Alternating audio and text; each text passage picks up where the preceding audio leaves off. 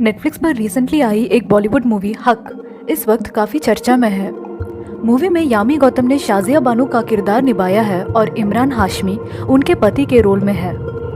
कहानी शुरू होता है एक लफ्ज से, तलाक तलाक तलाक।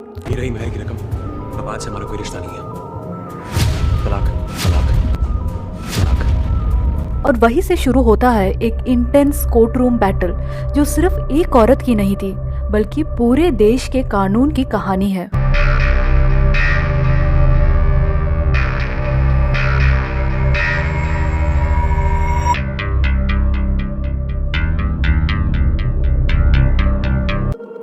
ये मूवी फिक्शन लग सकती है। हिंदुस्तान की मुसलमान औरत है, इसी मिट्टी में पले पड़े हैं, इसलिए कानून हमें भी उसी नजर से देखे जैसे बाकी हिंदुस्तानियों को देखे। लेकिन सच ये है कि ये कहानी असल जिंदगी की घटनाओं से इंस्पायर्ड है, या यूं कहे शाह बानो के केस से जुड़ी है। एक सांस में 3 बार तलाक लेना कैसे सही हो सकता है सर? और इस कहानी को समझने के लिए हमें पीछे जाना होगा 1985 में।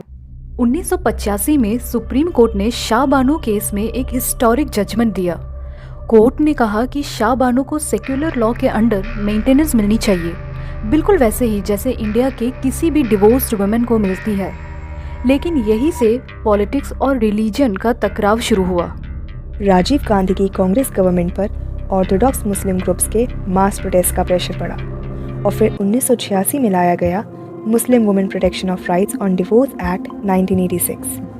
इस एक्ट ने मेंटेनेंस को सिर्फ 90 दिन के इद्दत पीरियड तक लिमिट कर दिया और उसके बाद जिम्मेदारी महिला के रिश्तेदारों या वक्फ बोर्ड पर डाल दी। इस तरह सुप्रीम कोर्ट के जजमेंट को इफेक्टिवली डाइल्यूट कर दिया गया और सरकार पर माइनॉरिटी अपीसमेंट के सीरियस आरोप लगे।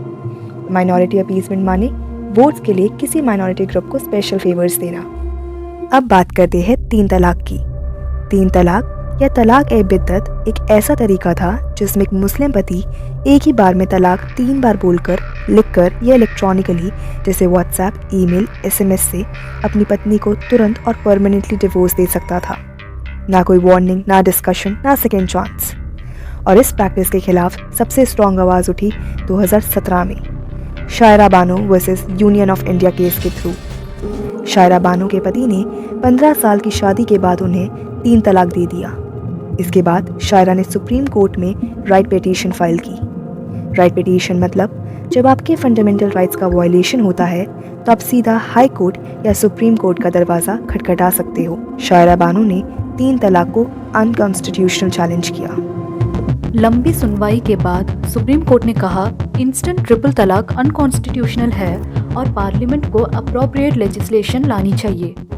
इधर अप्रोप्रिएट लेजिस्लेशन का मतलब है सही और ज़रूरी कानून, और इसी के बाद बना Muslim women protection of rights on marriage act 2019। इस एक्ट को बनाना बिल्कुल आसान नहीं था।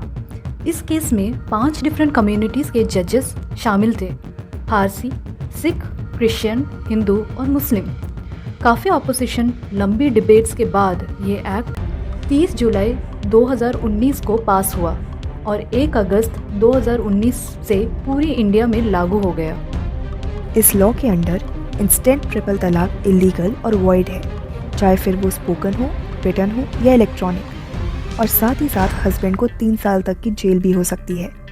इसके अलावा पीड़ित महिला अपने डिपेंडेंट चिल्ड्रन के लिए मेंटेनेंस डिमांड कर सकती है। गवर्नमेंट ने ये बिल पहली बार 22 अगस्त 2017 को इंट्रोड्यूस किया। इसका ऑपोजिशन किया RJD, AIMIM, BJD, AIADMK, Congress और मुस्लिम लीग के एमपीज ने। लोकसभा में ये 28 दिसंबर 2017 को पास हो गया। राज्यसभा में जहाँ एनडीए के पास मेजॉरिटी नहीं थी, ये बिल 30 जुलाई 2019 को 99-84 वोट से अप्रूव हुआ।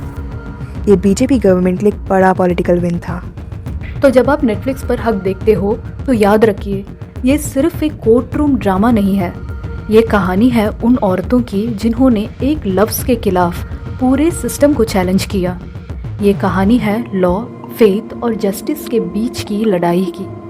अगर आपको ये वीडियो इन्फॉर्मेटिव लगी तो चैनल को सब्सक्राइब और वीडियो को लाइक और कमेंट करके अपने दोस्तों के साथ भी शेयर करें। और आप सब भी अपने ओपिनियंस नीचे कमेंट सेक्शन पर ज़रूर शेयर करें। चलिए मिलते हैं आप सभी से नेक्स्ट वीडियो में।